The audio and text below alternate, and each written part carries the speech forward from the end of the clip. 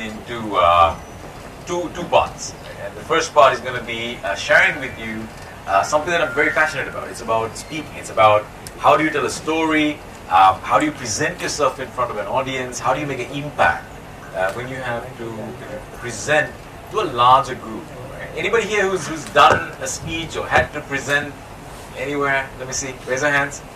Very good. Brilliant. That's good. When I was your age, I've never done a presentation. I never did a speech. I was dead scared getting in front of an audience. But my life has changed throughout the years. So my job takes me around to different countries. I randomly hit people in the face just like that. But I also kind of speak to a large group of audiences, teaching them the same thing about how do we structure speeches, how do we deliver speeches, and how do you make a great story. When did storytelling start? Does anybody know when did storytelling start? How did storytelling start? You know when and how storytelling started? I was also a dancer, by the way. Anybody here is a dancer? Anyone's a dancer here? No? Alright. Talk to me about it. Every person's nightmare is this. You get in front of an audience, you have to do a speech, everybody falls asleep. But storytelling is something that goes way back. When we were living in caves, caveman time. Have you heard of the cavemen? Yeah.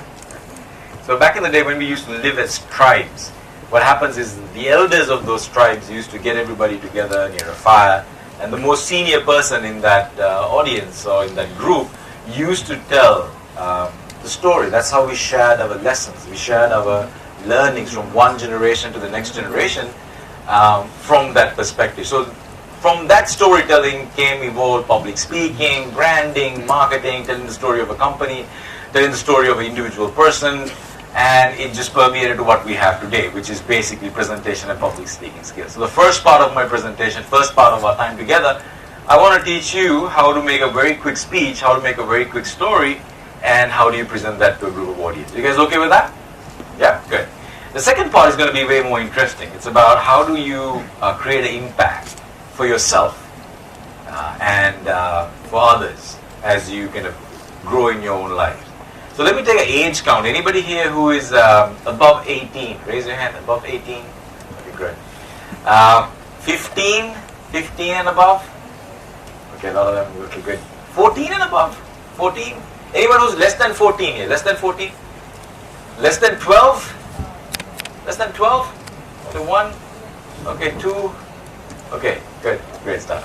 So let's start with public speaking. Somebody comes and asks you to do a speech or a presentation or a workshop. Where do you start? Where do you start? Does anybody know where to start? Someone invites you. I invite you to my company and I tell you, hey, listen, could you come and do a presentation? Or can you come and talk to the audience for a little while? What would be some of your first questions you would ask me? Yeah.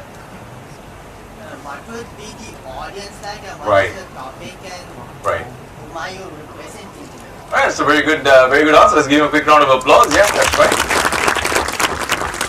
Actually, we need to find out what is our expectation as a speaker. As you guys grow in your own individual careers, there are different types of speaking engagements you will do. For example, most of you probably would have done in school speeches, right? Some of you would have done presentations. And as you grow, you might have been asked to do lectures, and sometimes if you become a professional speaker like me, you might have to do seminars.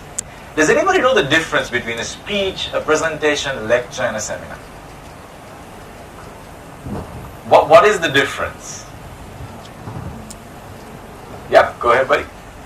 The method of conveying the message is different. Okay, the method of conveying the message is different. Yes, that's right. Anybody else? Very good. What's your name, sir? Kevin, that's a very good answer. The time changes. If someone asks you to come and do a speech at a function, you probably have to get ready to be in front of an audience for about 5 to 7 minutes. That's it. You got to survive for 5 to 7 minutes. Alright? If someone says, hey, can you come and do a presentation? What you're looking at is about 20 to 40 minutes. You got to survive for 20 to 40 minutes. Anybody here survived in front of an audience for 20 to 40 minutes? Yeah, good stuff. That's excellent, right? So you got to keep the audience engaged for 20 to 40 minutes. If someone says, hey, can you come and do a lecture, what you got to get ready for is about maybe 1 hour, 1.5 hours, bigger. And then finally, if it's a seminar, you got to get ready for about 3 to 4 hours. So that the time changes. What else changes? The time is one. There's one more thing that changes. What is that? The interaction with the audience changes. When you do a speech, when you have to talk in front of an audience for 5 to 7 minutes, you generally don't interact with the audience too much. You don't ask questions, you don't expect answers, you don't have activities, you don't have games, you don't have things like that, because you have such a small time. So it's more of kind of a one-way communication that happens. Presentation is a little bit more. It's like 20 to 30% you can interact with the audience. You can have a dialogue like this, you can have a couple of activities, so the interaction changes a little. Lectures, the interaction becomes even more. Now you can actually have some exercises, some group activities, you can have some fun games. And seminars is the complete opposite, where actually you as a presenter does less of the talking and you get the audience to do more of the communicating and more of the talking part, right?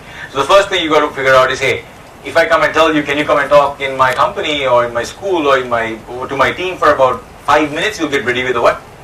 Speech. If I say, hey, can you come and talk to my guys for about 15 minutes, what do you do?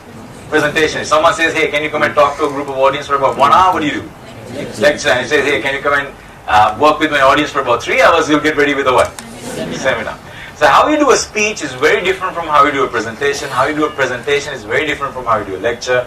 How you do a lecture is very different from how you do a seminar. So today I'm going to teach you a very quick mechanism to how to structure speeches, which is our first one. You guys okay with that? Right. So to be a great speaker, what do you need? You need two things. You only need two things. What do you need? Okay, vocabulary is one.